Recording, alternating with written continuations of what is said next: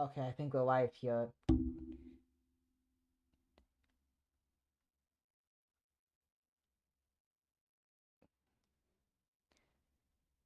Alexa, you ready? Born ready. Let's bring those animal superpowers to life. Alright, guys. Hey, everybody, what's going on? Welcome to the live stream. Me and Alexa are gonna go ahead and do something a little bit different here today. We're gonna do a little podcast here for you guys today.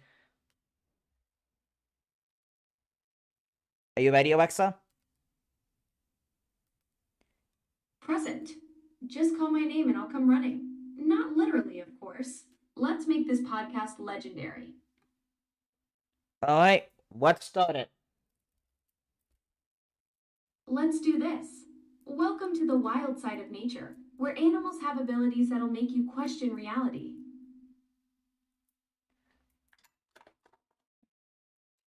Yeah, for sure. I mean, we're gonna have an amazing adventure. Absolutely. We're about to explore some mind blowing abilities that'll make superheroes jealous. Want to start with the chameleon's color changing camouflage or the electric eel's shocking powers? Oh, let's start off with the electric eel shocking power. Perfect choice. Electric eels are nature's living lightning bolts. They can generate up to 600 volts of electricity, enough to stun a horse or power a small light bulb. Ooh, that sounds amazing. It sounds like amazing. Right. These creatures are basically living power plants. The coolest part is they use special cells called electrocytes that work like tiny batteries stacked together to create their shocking defense system. Wow, that sounds awesome. Can we convert that into a story? Right. These Um, underwater powerhouses are basically swimming Tesla coils. They can actually discharge their electricity in different ways too. Low voltage for navigation and communication, then bam! Full power when they need to defend themselves or stun prey. hey, is there a story for this? Definitely. We could craft an adventure tale about a marine biologist who discovers electric eels with unprecedented powers. Or maybe a thrilling story where someone gains bioelectric abilities after an encounter with these amazing creatures. What kind of story direction sounds intriguing to you? So I think we could do like a biological story of the biologist getting the powers. Ooh, that's a brilliant concept. Picture this. Dr. Sarah Chen, a marine biologist studying electric eel behavior in the Amazon, accidentally gets caught in a massive electrical discharge during a storm while underwater with a particularly powerful specimen. Instead of being harmed, her nervous system somehow adapts and she begins developing bioelectric abilities, sensing electrical fields, generating small charges, maybe even communicating with electric fish. What aspect should we explore first? Her initial discovery of these new abilities, or maybe the moment of the accident itself? Maybe the moment of the accident. Here's that electrifying moment the accident. Dr. Sarah Chen adjusted her diving mask one final time before slipping beneath the murky waters of the Amazon tributary. The storm clouds gathering overhead made the water darker than usual, but she couldn't miss this opportunity. The massive electric eel she'd been tracking for weeks was finally within reach. Thunder rumbled above as she approached the 6 foot specimen, her waterproof equipment humming softly. The eel seemed unusually agitated, its serpentine body coiled near a fallen tree branch. Sarah reached for her sampling device, completely focused on her research. That's when lightning struck the water's surface. The electrical current raced downward through the conductive river water just as the startled eel released its full defensive charge 600 volts of raw bioelectricity. Sarah found herself caught between two massive electrical forces nature's lightning from above and the eel's biological storm from below. Instead of the searing pain she expected, Sarah felt something impossible a strange tingling sensation as the electricity seemed to flow through her rather than burn her. The eel's discharge and the lightning created a perfect circuit, with her body as the conduit. For 3 seconds that felt like eternity. She became part of the electrical dance between sky and creature. When the current finally dissipated, Sarah floated motionless in the water. Her equipment fried, but her body somehow unharmed. The eel had vanished into the depths, leaving behind only the faint taste of copper in her mouth and an odd buzzing sensation in her fingertips. She had no idea that her life and her very biology had just changed forever. Oh wow. I mean, that's amazing. Um, let's go ahead and let's add some stuff for twist. Absolutely. Let's amp up the drama. Here are some wild twists we could weave in. Potential plot twists. The corporate conspiracy. Sarah's research was secretly funded by a biotech company trying to weaponize electric eel abilities. Her accident was actually orchestrated. They've been waiting for the perfect storm conditions. The ancient connection. Local indigenous tribes have legends about lightning touch shamans with similar powers. Sarah discovers she's not the first. There's a hidden community of bioelectric humans living in the Amazon. The symbiotic bond. The eel didn't just shock her, part of its consciousness merged with hers. She can now sense what electric creatures are feeling and thinking across vast distances. The spreading effect. Her new abilities are contagious through electrical contact. Every time she accidentally shocks someone, they start developing powers too. The time limit. Her body is slowly burning out from the electrical overload. She has only weeks to find a way to stabilize her condition before her nervous system fails. Which direction grabs you? Or should we combine a couple of these for maximum chaos? Actually, let's do a different strategy. What if she finds a magic portal that leads directly to the United States, to the state of Michigan? Now that's a game changer. A mystical gateway from the Amazon rainforest straight to the Great Lakes state. Talk about an unexpected detour. The portal twist. As Sarah's fingertips still buzzed with residual electricity, she noticed something impossible shimmering between two massive scropia trees. The air itself seemed to ripple like water, crackling with the same bioelectric energy now coursing through her veins. When she reached toward the distortion, her newfound electrical abilities resonated with whatever force was creating this phenomenon. The portal responded to her touch, expanding into a swirling vortex that revealed glimpses of snow covered pine forests and frozen lakes. Definitely not the Amazon. Through the gateway, she could see a small lakeside cabin in what looked like northern Michigan, where a figure in a heavy winter coat was conducting some kind of electrical experiment near the shoreline. The person turned, and Sarah gasped. They had the same electric blue glow in their eyes that she'd noticed in her reflection moments earlier. This opens up incredible possibilities. Michigan has its own secret community of electrically enhanced individuals. The Portal Network connects bioelectric hotspots around the world. Someone in Michigan has been expecting her arrival. The winter setting creates a perfect contrast to her tropical awakening. What draws you in most? The mysterious figure waiting for her? Or should we dive into her decision to step through this interdimensional doorway? Let's do explore the individual that's waiting for her. Perfect choice. Let's dive into this mysterious figure, the waiting stranger. Through the shimmering portal, Sarah could see the person more clearly now. A woman in her 50s stood at the edge of a frozen Lake Huron, her breath forming clouds in the frigid Michigan air. She wore a thick parka, but her hands were bare despite the cold, and they glowed with the same electric blue energy that now pulsed through Sarah's veins. Dr. Elena Vasquez had been monitoring electromagnetic disturbances from her remote research station for 3 years, ever since her own encounter with the bioelectric phenomenon in the Mariana Trench. She detected the massive electrical surge from the Amazon moments ago, and somehow knew, with the strange intuition her abilities had given her, that someone would be coming through. I wondered when you'd arrive, Elena called out, her voice carrying across the dimensional threshold with impossible clarity. The network has been waiting for you, Dr. Chen. Sarah's heart raced. This woman knew her name, knew about the portal, and clearly understood what had happened to her. Elena's eyes held the wisdom of someone who'd walked this path before, but also an urgency that suggested time was running short. The electrical storms are getting stronger, Elena continued, gesturing to strange aurora like lights dancing across the Michigan sky, despite it being broad daylight. And you're the key to understanding why. What's your instinct? Should Sarah step through immediately, or does she need to know more about this network before making the leap?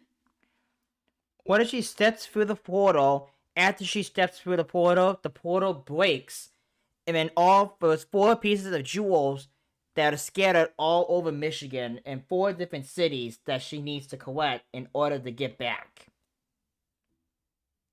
Oh, that's brilliant. A portal malfunction that turns us into an epic quest across Michigan. Now we're talking about a real adventure with stakes and urgency. The portal shatters. Sarah took a deep breath and stepped through the rippling gateway. The sensation was like being struck by lightning in reverse. Instead of electricity entering her body, it felt like every cell was releasing energy into the interdimensional space around her. The moment her feet touched the snowy Michigan shore, disaster struck. The portal behind her flickered violently, crackling with unstable energy. Elena's eyes widened in horror. No, the resonance frequency is all wrong, Elena shouted, but it was too late. The gateway exploded in a shower of crystalline fragments. 4 brilliant gems that shot across the Michigan sky like meteors, each one pulsing with the same bioelectric energy that had created the portal. Sarah watched helplessly as they disappeared into the distance, leaving only fading trails of light. Detroit, Grand Rapids, Traverse City, and Marquette, Elena whispered, tracking their trajectories with practiced eyes. The gems have scattered to the 4 corners of the state. The quest begins. Each gem contains a piece of the portal's dimensional matrix. Sarah must collect all 4 to rebuild the gateway home. But her electrical abilities are unstable in this new environment, and she's not the only one hunting for the gems. Which city should she tackle first? Or does Elena have intel about what, or who, else might be seeking these powerful artifacts? All of us, somebody are trying to go ahead and get the crystals for themselves. An evil person.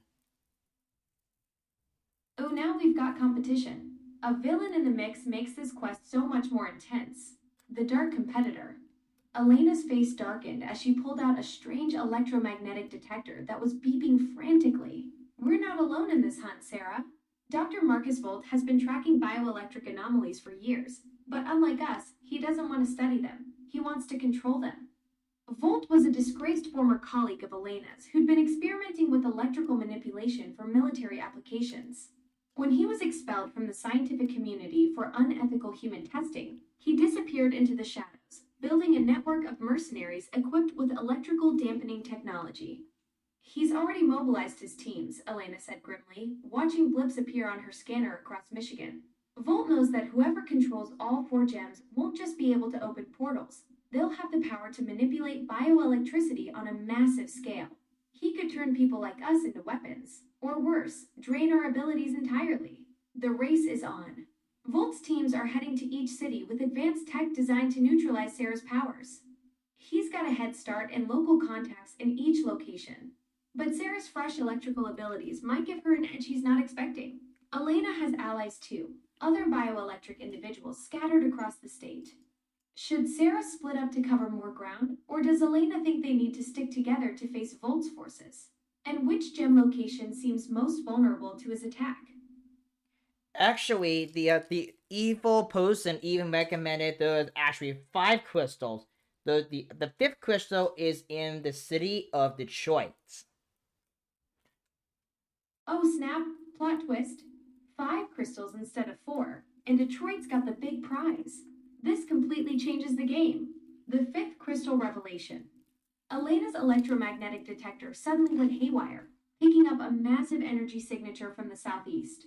Wait, there's something else, she muttered, recalibrating her equipment. The portal didn't just break into 4 pieces. There was a core crystal, and it's landed in Detroit. This wasn't just any fragment. The 5th crystal contained the portal's primary power source, the master key that could control all the others. Without it, even collecting the other 4 gems would be useless. But with it, someone could potentially open gateways anywhere in the world. That's why Volt is moving so aggressively, Elena realized with growing dread. He doesn't need all 5 crystals. If he gets the Detroit core, he can use it to track and absorb the power from the others remotely. The stakes just escalated. Detroit's core crystal is the ultimate prize. Whoever controls it wins everything. Volt's main force is probably already heading there with his most advanced tech. The other 4 cities, Grand Rapids, Traverse City, Marquette, now serve as decoys or backup plans. Sarah needs to decide, race straight for Detroit, or secure the outer crystals first to prevent Volt from getting backup power. Does Elena think they should make a desperate dash for Detroit, or is there a strategic advantage to hitting the smaller cities first while Volt focuses on the big prize? I think he should. I think they should go for the big prize first, and then also there's another person that can help is Colin. Perfect strategy. Going for the outer crystals first is smart. It'll give Sarah time to master her abilities while keeping those power sources away from Bolt. And bringing in Colin as an ally. That's exactly what this quest needs. Enter Colin, the unexpected ally. Elena's eyes lit up as she scrolled through her encrypted contacts. Actually, I know someone in Grand Rapids who might be able to help. Colin's been off the grid for months, but he's got something Bolt doesn't expect. He can sense electrical signatures from miles away. Colin had discovered his bioelectric abilities during a freak thunderstorm last summer while working on radio equipment.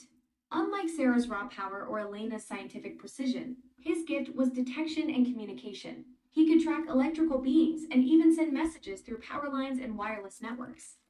If we can reach him first, Colin could become our early warning system, Elena explained, pulling up a map of Michigan. He'd know exactly where Volt's teams are moving, and he could coordinate our strikes on multiple cities simultaneously. The new plan: hit Grand Rapids first to recruit Colin and secure that crystal. Use his detection abilities to monitor Volt's movements toward Detroit. Strike Traverse City and Marquette while Volt's distracted by the main prize. Then make the final assault on Detroit with all the backup power they've collected. Should they try to contact Colin remotely first, or just show up in Grand Rapids and hope he's still there? And what kind of defenses might Volt have already set up around the crystal locations? I think they should contact Colin first, and if he doesn't answer, try to go ahead and see where he's at. Smart thinking.